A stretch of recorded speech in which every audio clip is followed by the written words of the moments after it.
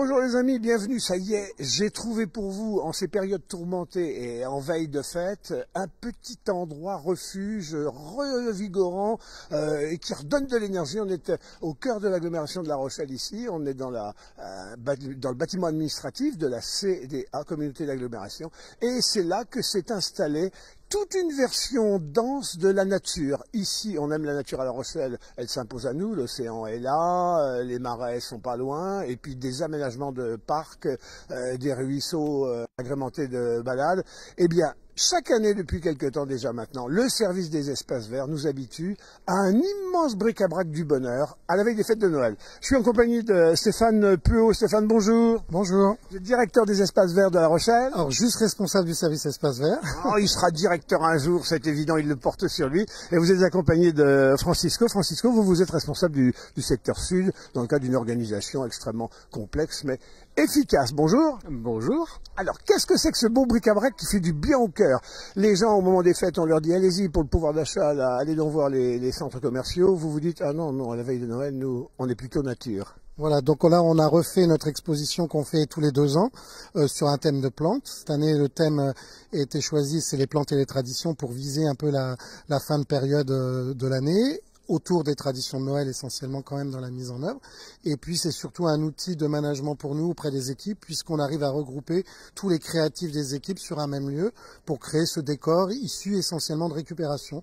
Donc récupération de végétaux, d'objets, de bois, mais aussi d'objets récupérés dans les encombrants, dans les poubelles de la ville. Alors quand vous dites maintenant hommage aux plantes, il faut trouver des tas de scénarios. Ça vient d'où? Vous appelez des metteurs en scène, vous appelez des premiers, des académiciens, vous appelez pour choisir les thèmes, les sujets. Alors on fait un petit remue-ménage plus théorique qui va se traduire en une exposition de panneaux, mais sur les décors, c'est les équipes elles-mêmes qui font des remue-ménages importants et chacun choisit une thématique à illustrer en fonction de ses envies, de ses capacités. Il y a deux beaux, certainement d'autres encore, mais deux beaux grands moments qu'on connaît dans l'histoire des équipes des espaces verts, des hommes des espaces verts, des commandos espaces verts de La Rochelle. C'est au moment de la Toussaint, la mise de chrysanthèmes partout dans la ville, elle est transformée en super lieu. C'est pas du tout morbide, c'est extrêmement chatoyant. Et puis c'est ce rendez-vous-là où du coup 2 fois par an, au moins, vos personnels... Tous les 2 ans, c'est pas 2 fois par an, ça serait un peu lourd pour nous. Ouais. Mais ça fonctionne bien. Et là on est assez content du résultat parce que quand on lance le projet, on ne sait pas vers quoi on va aboutir, mais c'est une bonne collaboration avec nos équipes et puis quelques autres services de la ville, la communication et d'autres bien sûr. Alors les amis, je vous propose qu'on fasse le tour du propriétaire, un tour rapide. C'est en tout cas dans le cloître des Dames Blanches, le bâtiment administratif de l'agglomération. C'est jusqu'au 7 janvier. Venez bader, venez tourner, vous allez voir, vous allez passer des moments merveilleux. Et en tout cas pour faire rêver les gamins, il y a plus à rêver ici qu'à rêver auprès des marques dans les grandes galeries commerciales qui vont se battre sur les prix. Bon, vos gars stimulés chaque année? Ah oui, on a des gens très très motivés dans chaque équipe. Ouais. Les plus créatifs sont là. Ça répond présent tout le temps. Enfin, on est toujours extrêmement surpris par la créativité de nos agents. Alors, je vous propose, les amis, de partager cette créativité. On va circuler un petit peu comme dans les grands magasins de meubles. Hein. On va voir des aménagements, Noël un peu partout dans le monde. Et puis, on va s'accrocher à quelques panneaux. Les plantes qui sont souvent porte-bonheur, lesquelles, pourquoi, comment elles ont laissé certaines de leur nom dans l'histoire. Les traditions aussi, vous êtes, vous Stéphane, attelé aux traditions. Il y a un panneau qui vous est c'est celui des traditions locales. Quel rapport on a avec des plantes particulières au plan local? Alors sur les plantes locales, oui, on connaît la fête du mimosa de Saint-Trojan qui est toujours active et qui met en valeur cette plante qui a été introduite vers 1892 par Nicolas Martin. Avec toute petite histoire, la fête devait avoir lieu, tout avait gelé, donc ils ont dû décaler l'opération et ça a été en 1959 pour la première fête du mimosa où des chars fleuris défilent couverts de mimosa. On parle de fête de couvrailles et gerbeaux, ça je connais pas, qu'est-ce que c'est que ça les couvrailles? Alors c'est typiquement des fêtes locales, on va dire du Grand Ouest. C'est la fête des couvrailles, c'est la fin des semis, c'est une fête entre guillemets paysanne. La légende dit que si on veut, il faut manger des crêpes en attendant que ça pousse. Ouais. Et puis la gerbaude, c'est la fin des vendanges. Donc issu essentiellement de Bordeaux, mais qui s'est traduit dans le Cognacier, justement, avec cette tradition de faire une grande fête à la fin quand les vendanges sont terminées pour remercier la nature de sa protection. Stéphane, je vois des petits cocos de Vendée, là. Alors, qu'est-ce que c'est que ça? On fête la Vendée, mais je vois qu'aussi on parle de Pont-l'Abbé d'Arnoux. Qu'est-ce que c'est que machin? Alors, Ketu Collectueux, ça parle de la Maugette de Bourg-la-Belle-Arnoux, qui est une variété locale avec une appellation, et appelée aussi rognon de Pont-l'Abbé du fait de sa forme. Mais on pourrait mettre en avant l'oignon de Thérédonis, de Saint-Trojan, l'angélique du Marais Poitevin. On a aussi nos espèces un petit peu locales, on va dire. Alors il y a des jeunes qui sont venus là sur Pont-l'Abbé, qui ont pu récupérer quelques hectares pour relancer la mode du coco, et je peux vous dire que la Vendée n'a qu'à bien se tenir. On va avancer.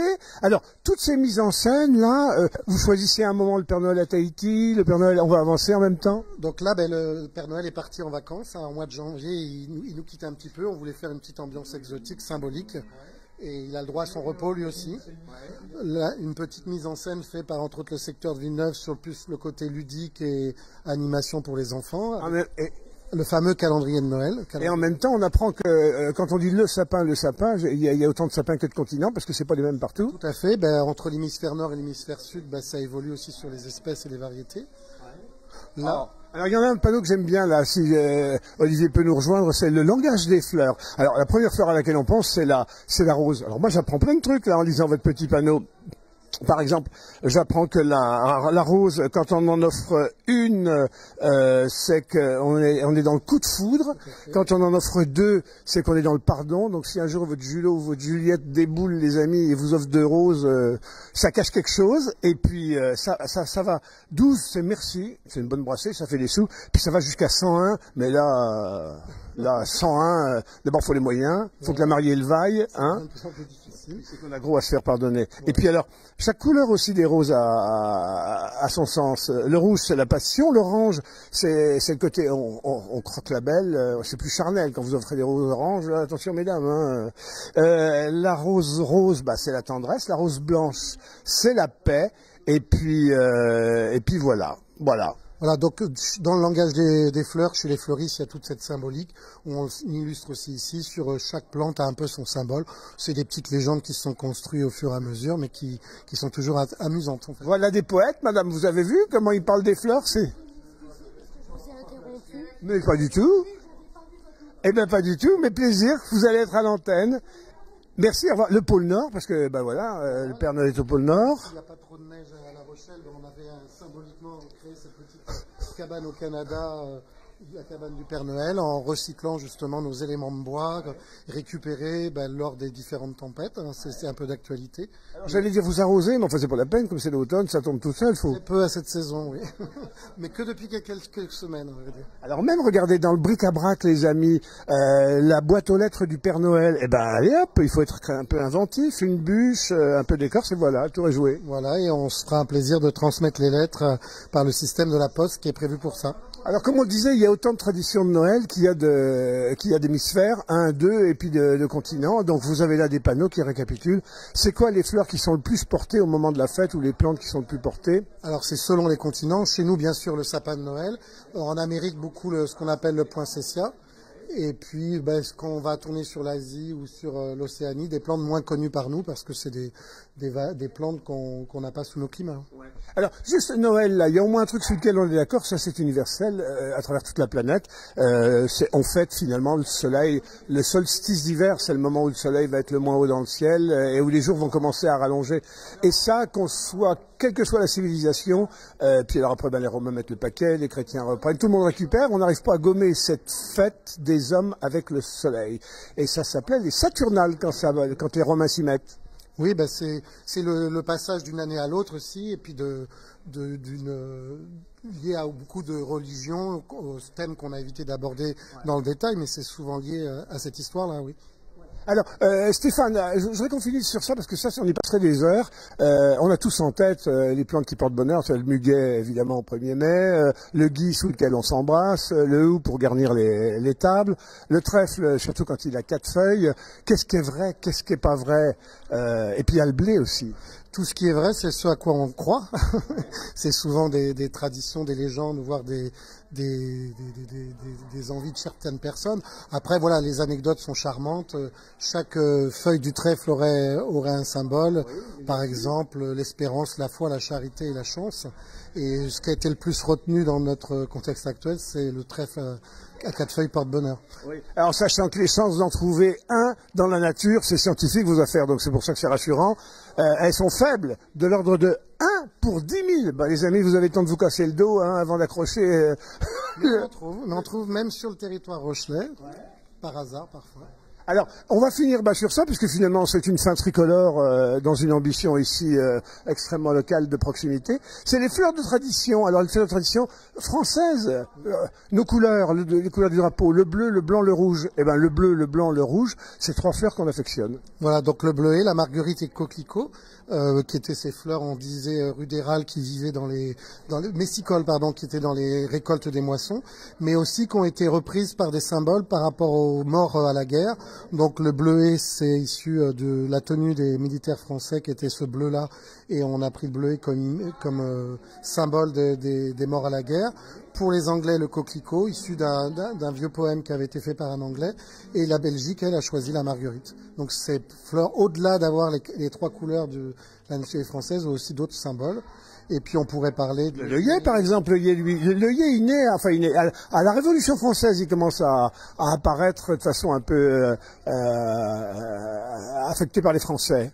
Et il est devenu l'emblème du mouvement ouvrier international, et repris par différentes suites. Et enfin, les chrysanthèmes et la Toussaint, plus traditionnellement chez nous, et qui avaient déjà fait l'objet d'une exposition, qui était la demande de Georges Clemenceau après la guerre de faire honneur aux morts pour la France.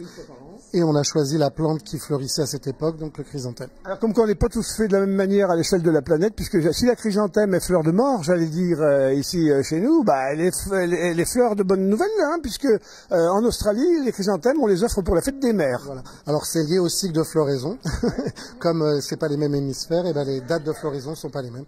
Voilà, écoutez les amis, je vous remercie. On va laisser sur les images d'Olivier filer la perspective du décor qui continue jusqu'à là-bas. Dis donc, pour y ouvrir un magasin de meubles avec vos gars. Oui, là, ils savent bricoler, ils savent récupérer, transformer. Et on voit que c'est bien approprié par les visiteurs, donc c'est ce qui nous donne satisfaction. Et nos amis qui souhaiteraient bloquer leur engin là pendant 2 ans, là, et qui ont des choses à donner dans leur cave, ils peuvent vous contacter, ils ont 2 ans pour vous joindre, hein. Pourquoi pas, selon la prochaine thématique qui n'est pas encore arrêtée. Voilà, je vois qu'il y a du feu, c'est un bon feu de bois, mais qui est alimenté par le gaz, les moyens. On est un feu hybride. Et puis plus raisonnable dans le contexte où on est actuellement.